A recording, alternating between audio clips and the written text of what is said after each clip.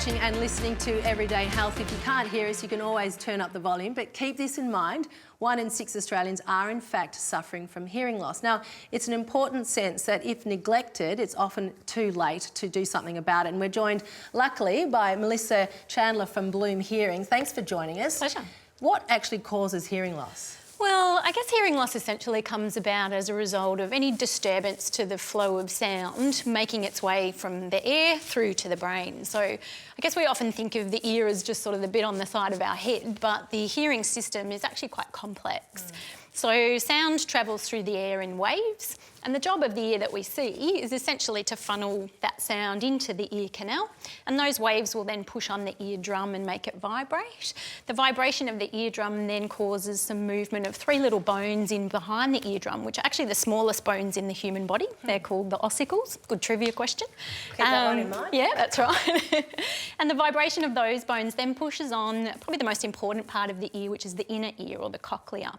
So the cochlea is lined all along its length with tiny little microscopic hair cells, and their job is then to transmit that sound up the hearing nerve to the brain where we can hear.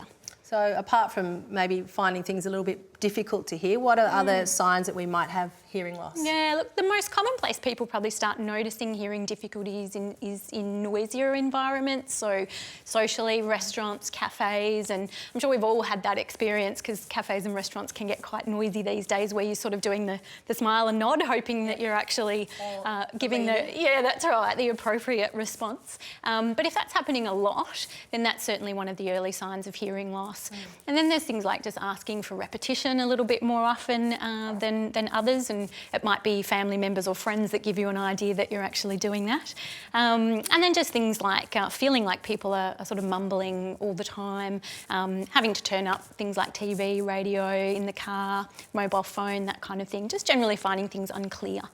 Melissa, my partner's got hearing loss, but I'm pretty sure that it's selective. Aside from him, is this just something that happens to older people?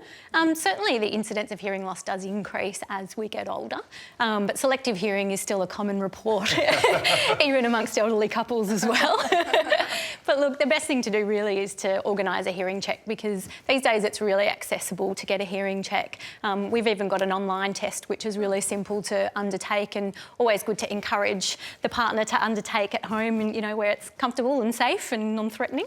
Yeah. Well, I've been encouraging my dad. He's in his mid-60s, and he's definitely struggles in those crowded environments. He's fine one-on-one, but once you're in a busy place, you lose him completely, and he blames you, of course. You're mumbling or not articulating your words correctly. It's never his fault. But definitely pushing him in the right direction. Yeah, very commonly reported. So where do you go for this online test? Where can people check out for more information? Sure. So the Bloom Hearing Specialist website's really easy to access. The online test is there. It's a screening check, so it'll give people an indication as to whether or not a more comprehensive assessment's required as a follow-up. Well, we really appreciate your time, and we're not going to have any of those jokes that none of us heard any of that.